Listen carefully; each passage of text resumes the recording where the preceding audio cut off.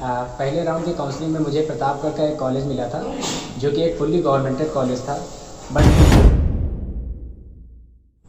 नमस्कार दोस्तों, JEE cup की काउंसलिंग स्टार्ट हो चुकी है और फर्स्ट राउंड के जो सीट अलॉटमेंट रिजल्ट है वो भी आ चुके हैं। अब फर्स्ट राउंड के सीट अलॉटमेंट रिजल्ट के बाद बारी आती है फ्रीज और फ्लोट की। बहुत सारे छात्रों के मन में बहुत सारी समस्याएं होती हैं, बहुत सारे क्वेश्चन होते हैं कि मैं फ्रीज करूं या फ्लोट करूं। फ्रीज करता हूं तो मेरे साथ क्या होता है और फ्लोट करने पर मेरे साथ क्या होता है। तो ऐसी ही क्वेश्चन बहुत सारे छात्रों के माइंड में होते हैं कि माइग्रेशन सर्टिफिकेट क्या होता है, गैप सर्टिफिकेट की क्या प्रॉब्लम्स होती हैं, और हाँ, डॉक्यूमेंट वेरिफिकेशन सेंटर में कौन कौन से डॉक्यूमेंट लेके जाएं। तो इन सभी क्वेश्चन का निवारण करने के लिए हम आपको ऐसे छात्रों से मिलाएंगे एक सीरीज़ में, जिसमें आपके साथ अलग अलग सीरीज़ में हर क्वेश्चन से रिलेटेड आंसर होंगे, और उन छात्रों के थ्रू जिनका कि काउंसलिंग में पार्टिसिपेट कर चुके हैं और अच्छे से अच्छे कॉलेज वो पा चुके हैं, तो उनके साथ आपकी एक चर्चा कराएंगे। इस वीडियो में हम बात करेंगे फ्रीज और फ्लोट के बारे में। तो हम आपको मिलवाने वाले हैं एक ऐसे छात्र से जिनकी बहुत ही बढ़िया रैंक थी, उसके बावजूद उनके साथ कई सारी समस्याएं हुई पॉलीटेक्निक में। फ्रीज और फ्लोट के बारे में उनसे बेहतर आपको और कोई नहीं बता सकता है। तो आइए आपको मिलवाते हैं हमारे दोस्त से, और वो आपको बताएंगे कि अगर हम फ्रीज कराते हैं तो क्या होता है, और उन्होंने क्या कराया था कि पहले राउंड के बाद उन्होंने फ्रीज कराया या फ्लोट कराया, और क्यों कराया फ्रीज या क्यों कराया फ्लोट। तो वीडियो को अंत तक जरूर देखिएगा।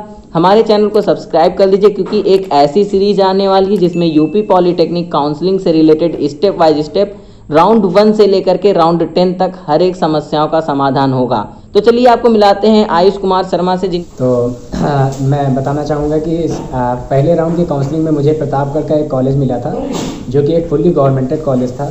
बट प्रॉब्लम उसके साथ ये थी मेरी कि वो एक बहुत ही गांव वाले इलाके में था, और प्लस वहाँ का जब मैंने फ़ोटोज़ वगैरह देखी, गूगल मैप से उसे सर्च किया, कुछ अपने जान पहचान के लोगों से पता किया, तो मुझे पता चला कि वहाँ का थोड़ा सा माहौल जो है वो ज़्यादा सही नहीं है।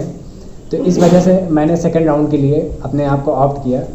तो आयुष भाई, मुझसे कुछ मतलब छात्रों का ये भी माइंड में सेटअप रहता है कि हम अगर सेकेंड राउंड में जाते हैं तो उसके लिए फ्रीज का ऑप्शन सिलेक्ट करें या फ्लोट का ऑप्शन सिलेक्ट करें, और आप जो भी सिलेक्ट करते हैं वो क्यों सिलेक्ट करते हैं, आपको ये सब बताना है, क्योंकि इसीलिए हम ये वीडियो बना रहे हैं। तो बिल्कुल अच्छा क्वेश्चन है आपका, क्योंकि मेरे क्या कहते हैं, मुझे भी ये क्वेश्चन था कि मैं फ्रीज़ करूं या फ्लोट।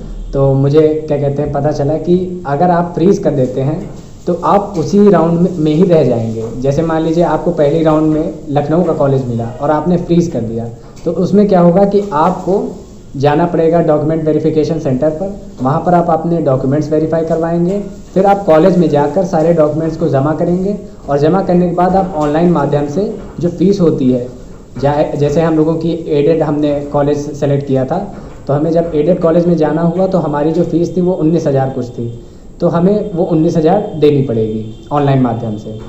और यही अगर आप फ्लोट करवाते हैं, फ्लोट का मतलब हो गया आप अगले राउंड की काउंसलिंग के लिए एलिजिबल हो जाएंगे। आपने पहली राउंड में उस कॉलेज को नहीं किया, और मतलब नहीं सेलेक्ट किया, और आपकी सीट भी रिजर्व है। इसका मतलब है कि अगर आप अगले राउंड की काउंसलिंग में नहीं पाते हैं तो आपकी पुरानी सीट जो है वो सेफ रहेगी।